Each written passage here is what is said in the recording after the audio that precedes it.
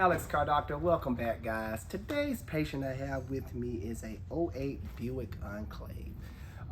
The sister and brother cars of this vehicle is the Chevy Traverse, GMC Arcadia, and Saturn Outlook, almost Saturn. So this kind of applies to all those vehicles. The customer complaint is car won't crank, key stuck in the ignition. This don't matter, but his previous work needed work done with rear main seal 4 months ago. So we know it has a rear main seal leaking as well, but that ain't the reason why it's not starting today. By the way, guys, I'm not feeling too good, but rain, sleet, or snow, I'm gonna make these videos so I can help you guys out at home, so you kind of know what to do in situations like this. All right, jumping right into it. The tools we're gonna be needing for this job, since it's electrical, I think, is a good multimeter. I'll post a link in the description where you can get these off Amazon. You don't have to spend a ton of money on them. But let's see what happens when I try to hook the jump box up to it. Is it not turning at all? No clicking, nothing right now? When I tried to jump it before, it was striking a lot of fire. So let's see if it'll do it this time. I may have to lift this up. Oh, the jump box is charging. Yeah, see, it don't supposed to do that. That lets me know that something is grounding out. I'm not even gonna try to hook it up because I don't want to damage my jump box. You don't supposed to see fire striking like that. That's equivalent to me putting the positive and negative together. So already I know that something is grounding out, and it's up to me to find out. So jumping right into it, as promised before, guys, I'm gonna start doing more electrical work for you guys because that's one of the most feared thing on automotive, especially with some of you DIY folks out there. But I'm here to, walk you guys through some simple process we can take. I've already disconnected the battery in the rear, just for safety precautions. So the battery is located? It's in the rear, in the rear behind the passenger seat. I have a video of me changing one of these out. I post that in a link too. So since I know that somewhere in the system the ground and the positive is touching, I'm gonna do a continuity test. Basically, if my stuff ain't turning on. Come on, there we go. So when I hook these up, it doesn't supposed to beep. So if it beeps, we have a problem. So that's our problem right there. So I'm gonna just kind of leave these hooked up like so, and I'm gonna start disconnecting stuff. Let me undo the hood cover first. Now, from experience, it's only two things that it could be from the surface. This is my go-to whenever I'm doing these kind of tests or having these kind of issues. Now, if you are having this kind of issue, what it would do is it will completely kill your battery. When you try to jump it, you will have that. If you do leave it, if you do leave the jumper cables or jump box on it, it will not turn over. It'll be struggling, and you'll blow fuses and possibly cause a fire. So if it is doing that at home or wherever you guys are, just stop. Follow these procedures and you'll be fine. So the first thing I'm gonna do is start off from the jump box. You have this cable right here. It's leading back towards the battery, the fuse box, starting from the fuse box. Gotcha. So this cable is leading back to the battery and coming up here powering the fuse box. These cables right here, these two, is leading towards the starter and alternator. The thin one is the alternator, the thick one down there is the starter. So what I'm going to do is start by unhooking the power source and test each individual wire, and I think that's a 13, so I'm gonna go grab that Okay, got my 13. Dang it, I wish I had more light, but I'm going to go ahead and unhook that. Oh, she's tight.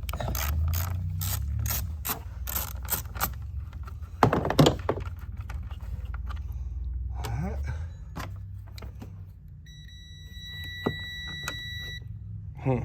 Okay.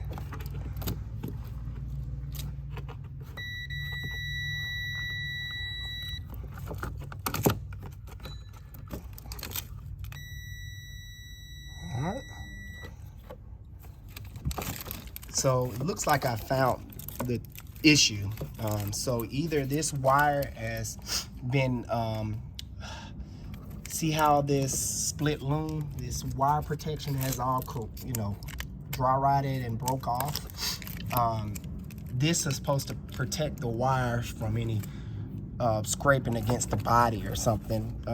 Not something, but scraping against the body and rubbing a hole through the wire and grounding out. So I'm gonna have to check this wire. But let me give you guys a quick example on what it should be like when you hook up the jump box. I said I've lost the wire. So I'm gonna get my power wire, my battery wire, hook this up. Since I know now I've isolated the issue, so I should be able to hook up my jump box now. Okay, all right.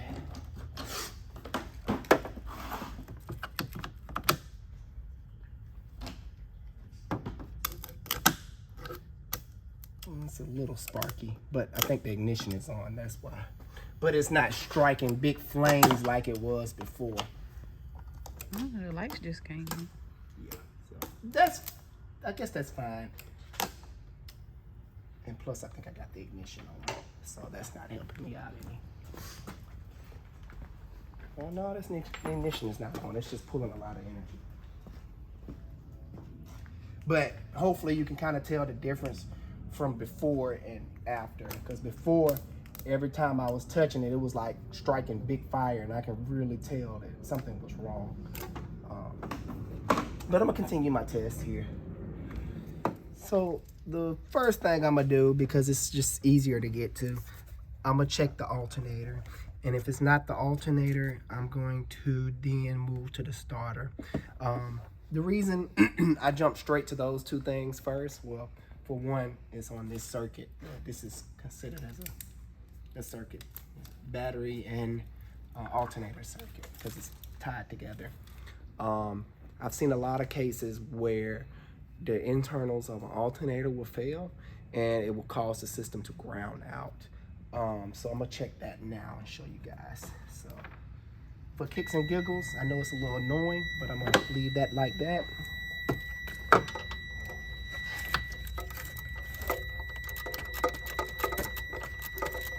And guys, this is why it's important to disconnect the battery, because if the system had juice in the system, a charge in the system, by me being so close to this exhaust manifold here, you'll ground out and strike big sparks. So let's disconnect that. Wow, okay. Well, it looks like I don't have to go any further because I found the issue. It's the alternator. The alternator is defective. Let me sit this to the side and see if I can crank it up. I'm gonna have to put this back together. Before I do that, I'm gonna share another little tip with you guys, how this helps me find a lot of problems and circuits and different things. Let's say, for instance, get the fuse panel back out. Let's say you was working on the fan and the fan kept blowing this fuse right here. I'm just gonna point at a random fuse. Every time you stick a fuse in, it'll blow. So you will find the power wire on the fan circuit, hook it into the power wire, and find a good ground. And if it's grounding out on something, like the alternator was doing, you will know to check the wires for any kind of breakage, and or it could be internally inside the fan, because it is an electric motor. So I'm gonna continue putting this back together so I can test it and make sure it starts, since I've isolated the problem.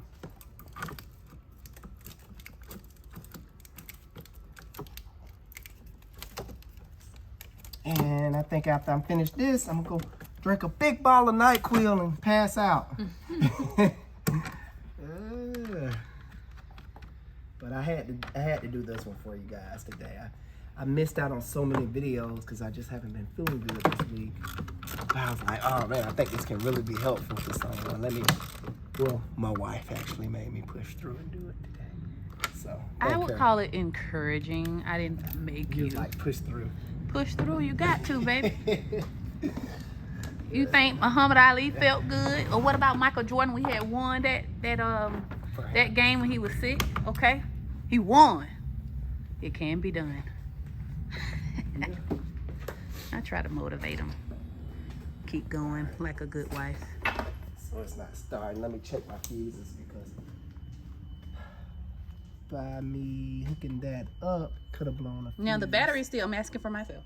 The battery's still unhooked. I'm just using my jump box to power up the system. So, but it should start now. Unless we have another issue, which could be. And that's why I'm checking the fuses. And what are you looking for when you're shining a light over? I'm just, well, okay. Oh, good. I'm glad you said that. Ask questions. Yeah. Another way you can check the fuses, you can use the same method to check the fuses as well. So, as you know, when these two touches, it beeps. So you can just simply, I check fuses like this all the time. So if it's beeping, the filament inside the fuse is not broken. So these fuses are good. It's just a quick way to check fuses, guys. And that's why they have, well, that's a spare fuse, but I'll check it anyway. That's why they have that little piece out like that so you can test it.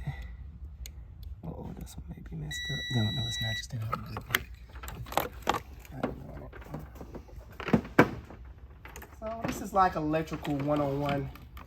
You know, of course, there's so many other ways to run these tests. Make sure everything is hooked up. All right, I'm gonna try to start it again.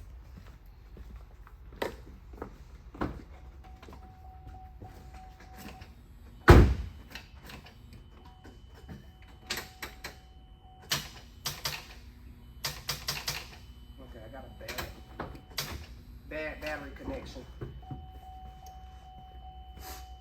Or my jump box is dead. It's a little jump box that could. Oh no, this is the big jump box that could. The big one that could. This thing is very heavy. I need to go grab my smaller one. How long have you had that? Oh, about a year. It's just The big one? yeah, I just seen a lot of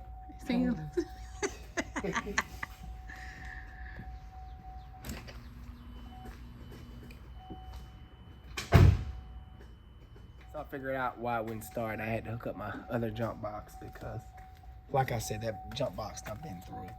So I'm gonna try it again because it was acting like a dead battery. So let's give it a shot.